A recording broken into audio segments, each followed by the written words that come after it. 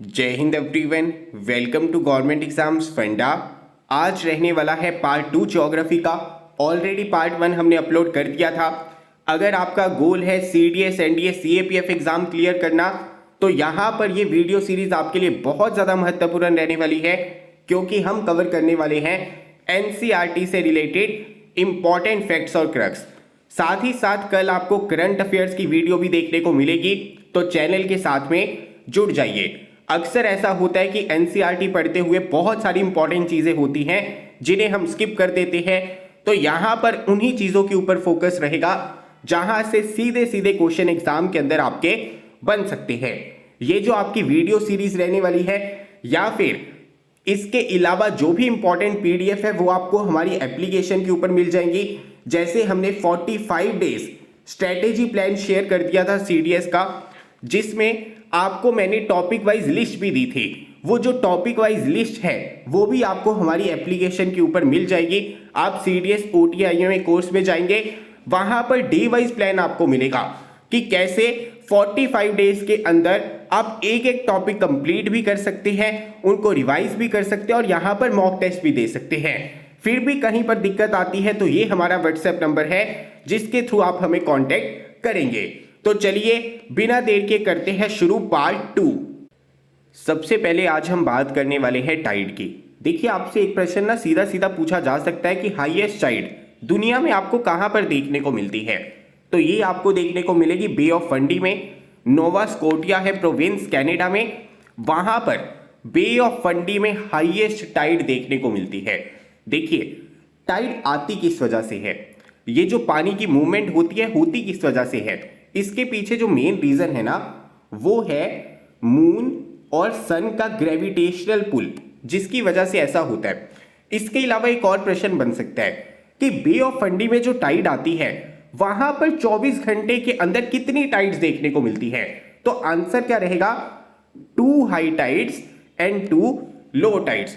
Very important, exam में ना सीधा सीधा वो पूछ लेंगे कि बताइए 24 घंटे में बे ऑफ फंडी में कितनी टाइड्स आती है। वहां पर ऑप्शंस किस तरह से होंगी, 2 high tides and 1 low tide, 1 high tide and 1 low tide, इस तरह से ऑप्शंस देखने को मिलेंगी।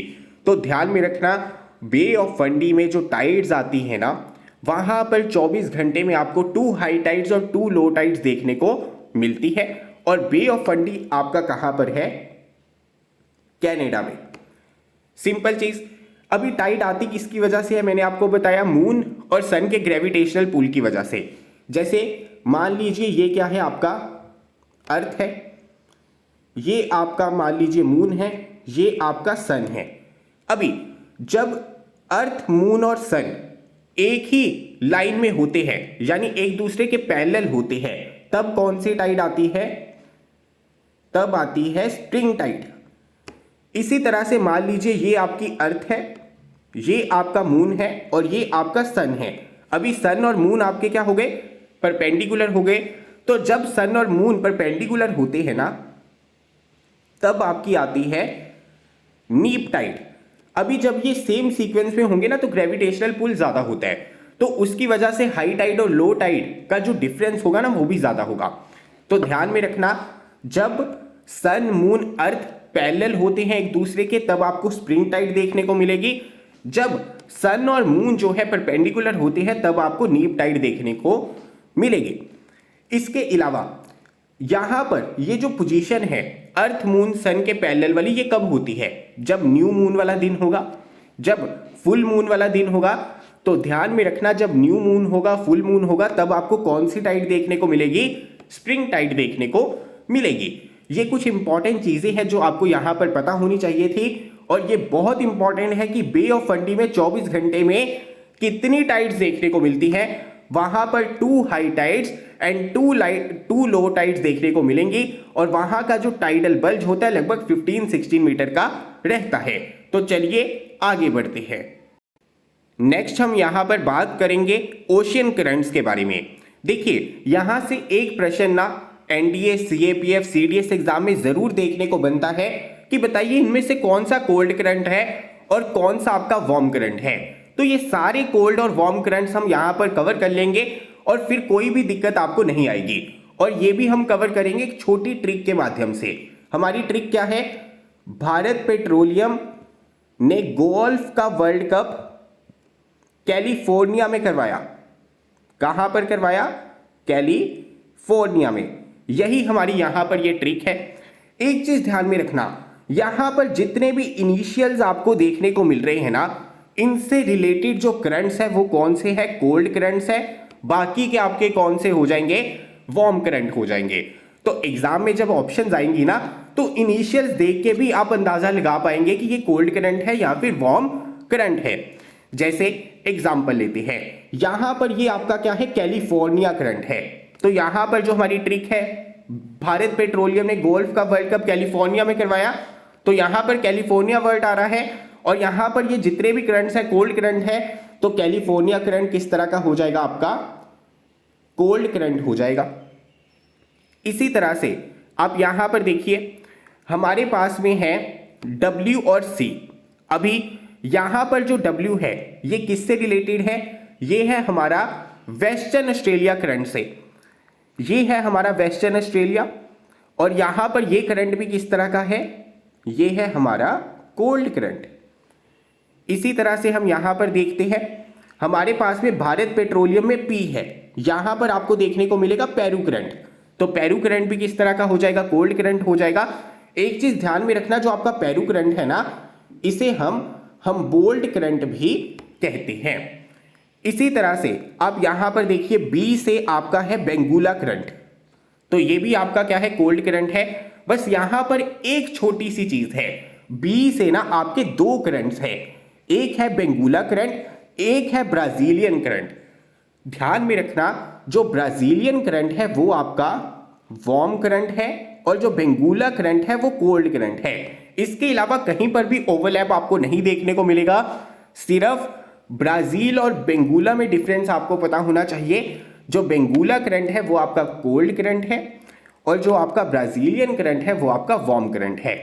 अभी भारत पेट्रोलियम गोल्फ का वर्ल्ड कप कैलिफोर्निया में करवाया, तो बी से आपका कौन सा हो गया?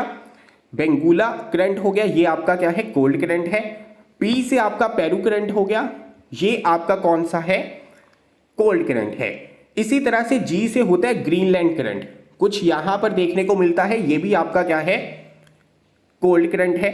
अभी अगर मैं बात करूं ओ से, तो ओ से आपके ना दो करंट है और दोनों के दोनों ही कोल्ड करंट है, तो एग्जाम में दिक्कत की बात नहीं है। जैसे ही ओ से कोई भी करंट आपको देखने को मिलेगा वो आपका कोल्ड करंट होगा। एक है आपका अयोशियो और एक है आपका ओकोत्सक, दोनों ही आपको जापान वाली साइड देखने को मिलेंगे। आप यहां पर देख सकते हैं, आपका ओयोशियो करंट है, तो ये आपका कौन सा है? कोल्ड करंट है। मैं यहां पर ट्रिक लिख देता हूं दोबारा से, भारत पेट्रोलियम गोल्फ का वर्ल्ड कप कैलिफोर्निया में करवाया, तो जी से ग्रीनलैंड करंट हो गया, ओ से ओयोशियो करंट हो गया, ओकोत्सक करंट हो गया, पी से पेरू करंट हो गया जिसे हम बोल्ट करंट कहते हैं, बी से बेंगुला करंट हो गया। ध्यान में रखना, ब्राजीलियन करंट आपका वार्म करंट है। इसी तरह से एल से आपका होता है लैब्राडोर करंट। आप यहां पर देखिए, ये आपका क्या है? लैब्राडोर करंट है, ये है आपका कोल्ड करंट। सिंपल। अभी लैब्राडोर करंट के बाद में आपका आएगा फॉकलैंड करंट। यहां पर आप देख सकते हैं, क्योंकि गोल्फ में इनिशियल है ना एफ का, तो ये फॉकलैंड करंट भी किस तरह का है? कोल्ड करंट है। इसी तरह से वर्ल्ड कप में डब्ल्यू आपका आ रहा था, तो वेस्टर्न ऑस्ट्रेलिया वाला करंट हमने देख लिया, वो किस तरह का करंट था? हमारा कोल्ड करंट था। इसी तरह से सी से आपका हो गया कैनरीज करंट। जो आपका कैनरीज करंट है ये भी किस तरह का करंट है? कोल्ड करंट है। तो यहां पर जितने भी आपके इंपॉर्टेंट करंट्स हैं वो क्लियर हो जाने चाहिए, इसमें आपको कोई भी दिक्कत नहीं आनी चाहिए। ध्यान में कैसे रखना है? सिंपल सी बात है, भारत पेट्रोलियम गोल्फ का वर्ल्ड कप कैलिफोर्निया में करवाया, सिर्फ बी वाले में दिक्कत है। यहां पर ये आपका है कैनरीज करंट। एक बार दोबारा से रिपीट कर देता हूं, क्योंकि यहां से क्वेश्चन ना बनता ही बनता है और बहुत सारे बच्चे जो है गलत कर देते हैं। कैलिफोर्निया करंट आपका कोल्ड करंट हो गया, बी से आपका बेंगुला करंट हो गया। ध्यान में रखना, ब्राजीलियन करंट आपका वार्म करंट है, पी से आपका पेरू करंट हो गया, जी से आपका ग्रीनलैंड करंट हो गया, ओ से आपके दो करंट है, दोनों ही कोल्ड है। एक आपका अयोशियो करंट है, एक ओकोत्सक करंट है, दोनों जापान वाली साइड देखने को मिलेंगे। एल से लेब्राडोर करंट है, एफ से फॉकलैंड करंट है, डब्ल्यू से वेस्टर्न ऑस्ट्रेलियन करंट है और सी से कैनरीज करंट है। तो ये सारे आपके कोल्ड करंट है। इसके अलावा जो आपको करंट्स देखने को मिलेंगे ना, वो आपके वार्म करंट है। तो अभी वार्म करंट और कोल्ड करंट वाला क्वेश्चन आपका गलत नहीं होना चाहिए। तो चलिए आगे बढ़ते हैं।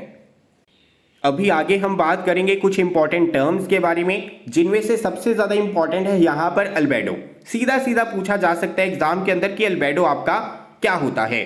तो देखिए, the percentage of visible light reflected by an object, उसे हम क्या कहते हैं? अल्बेडो कहते हैं।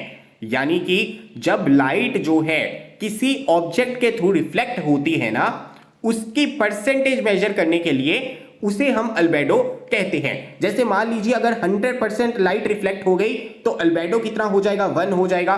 अगर 30% लाइट जो है रिफ्लेक्ट हो गई, अल्बेडो कितना हो जाएगा? 0.3। अगर 50% रिफ्लेक्ट हो गई तो अल्बेडो कितना हो जाएगा? 0.5। तो अल्बेडो से हमें पता चलता है कि जो हमारी विजिबल लाइट है वो किसी ऑब्जेक्ट से कितनी रिफ्लेक्ट होती है। वेरी इंपॉर्टेंट, सीधा सीधा प्रश्न बन सकता है। इसी तरह से आइसोथर्म का क्या मतलब होता है? The lines joining the places of equal temperature, यानी कि जिन प्लेसेस का टेम्परेचर सेम रहता है, अगर उन प्लेसेस को मैप के ऊपर एक लाइन से ज्वाइन कर देते हैं, उसे हम क्या कहेंगे? आइसोथर्म कहेंगे। अभी जिस तरह से यहां पर आपका अल्बेडो इंपॉर्टेंट है ना, इसी तरह से एनुअल रेंज भी इंपॉर्टेंट है, क्योंकि एनुअल रेंज से में आपको पता होना चाहिए कि यहां पर रेनफॉल की बात नहीं हो रही है। एनुअल रेंज में बात होती है टेम्परेचर की। यानी अगर मैं 12 महीनों का टाइम निकालूंगा, उसमें जो सबसे कोल्ड मंथ है और जो सबसे वार्म मंथ है, उनके जो टेम्परेचर का डिफरेंस होगा ना, वो होता है एनुअल रेंज। हमें पता चल जाता है कि किसी प्लेस में एक साल में कितना टेम्परेचर वेरी करता है, और ये हमें पता चलता है एनुअल रेंज से। ध्यान में रखना, जब एनुअल रेंज की बात होगी ना, तो यहां पर टेम्परेचर की बात हो रही है। एग्जाम में ऑप्शंस में रेनफॉल भी आपको देखने को मिल सकता है।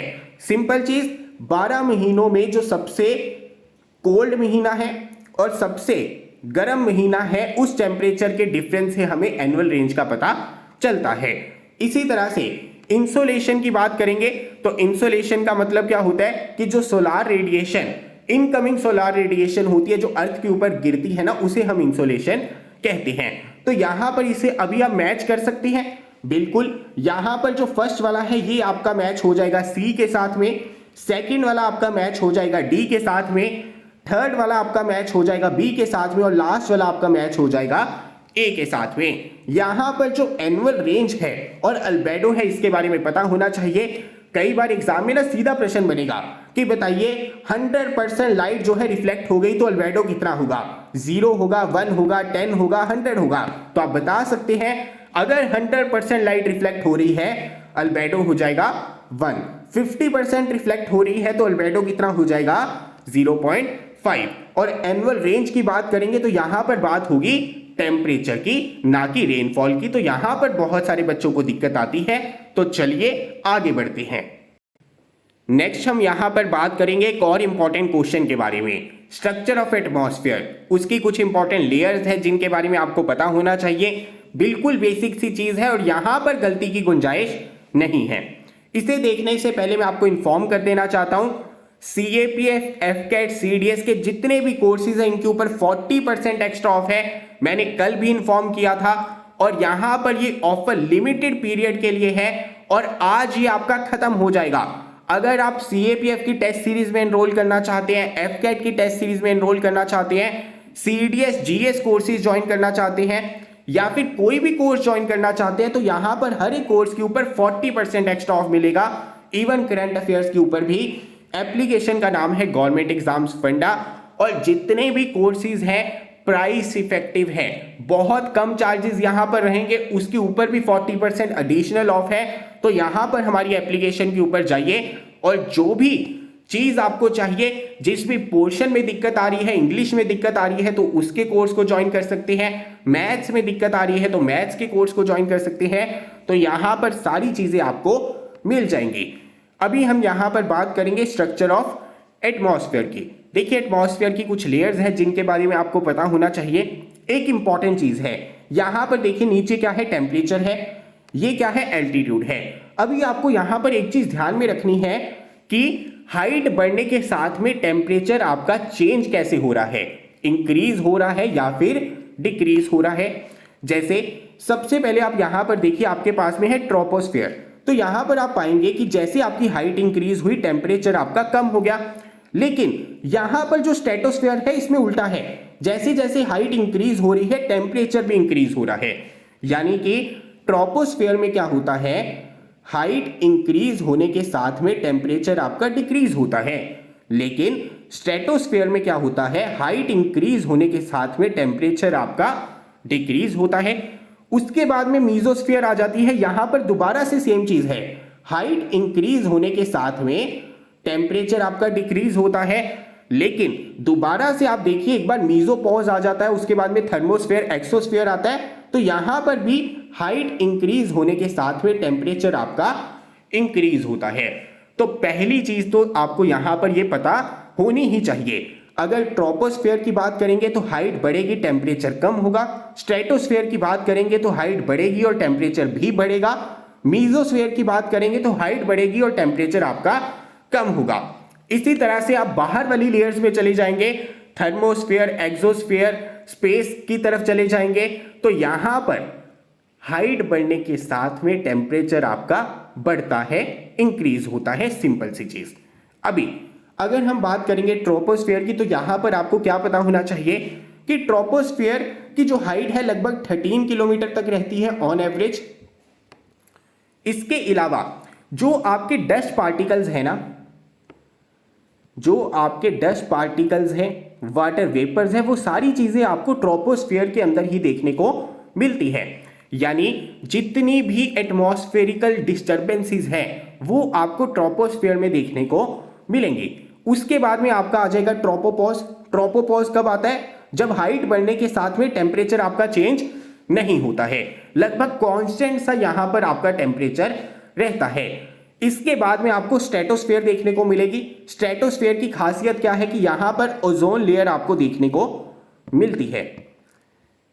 स्ट्रेटोस्फेयर में आपको ओजोन लेयर देखने को मिलती है। नीचे कमेंट बॉक्स में आप मुझे बताएंगे कि जो हवाई जहाज हैं वो एटमॉस्फेयर की कौन सी लेयर में उड़ते हैं, ये आपका होमवर्क है। नीचे कमेंट बॉक्स में मुझे बताइए कि जो एरोप्लेन है वो कहां पर उड़ते हैं। ऑलरेडी मैं आपको बता चुका हूं कि जो डस्ट पार्टिकल्स है, जो वेदर फिनोमिना है, वाटर वेपर्स है, वो सारे ट्रोपोस्फेयर में देखने को मिलते हैं। तो दिमाग लगाइए अपना कि जो हमारे हवाई जहाज है, एरोप्लेन है, वो कहां पर उड़ेंगे। अभी स्ट्रेटोस्फेयर की हाइट जो है लगभग 50 किलोमीटर तक रहती है। उसके बाद में हमें मीजोस्फेयर देखने को मिल जाता है।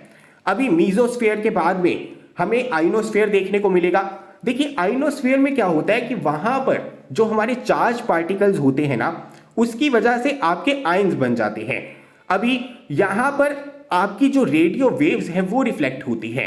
तो अगर रेडियो वेव्स के बारे में प्रश्न बनता है ना, तो वहां पर आंसर आपका क्या हो जाएगा, आइनोस्फेयर हो जाएगा।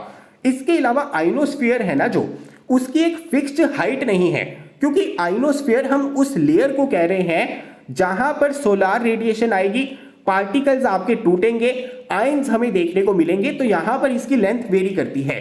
लेकिन जनरली जो आपका आइनोस्फेयर है ना, वो आपको मीजोपॉज के बाद में देखने को मिलेगा बाहर की तरफ।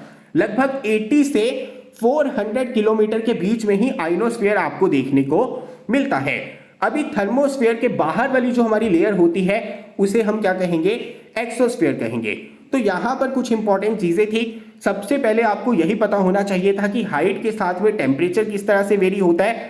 इसके अलावा पता होना चाहिए था जो डस्ट पार्टिकल्स हैं, वाटर वेपर्स हैं, वेदर फिनोमिनाज हैं, वो कहां पर देखने को मिलते हैं। उसके अलावा स्ट्रेटोस्फेयर में ओजोन लेयर देखने को मिलती है। रेडियो वेव्स के संबंधित कोई क्वेश्चन आएगा तो आइनोस्फेयर उसका आंसर रहेगा। आइनोस्फेयर जनरली 80 से 400 किलोमीटर के बीच में देखने को मिलती है। इवन उसके बियॉन्ड भी कई बार देखने को मिल जाती है। और यहां पर इसकी एक फिक्स्ड हाइट नहीं रहती है। रीजन मैंने आपको बता दिया, क्योंकि ये इस चीज के ऊपर डिपेंड करता है कि कहां पर आपके आयंस जो है बनने वाले हैं। बहुत सिंपल सी चीजें हैं। एग्जाम में इस तरह से भी प्रश्न पूछा जा सकता है कि ट्रोपोपॉज आने के बाद में जब हाइट बढ़ती है तो बताइए टेम्परेचर कम होता है या फिर बढ़ता है।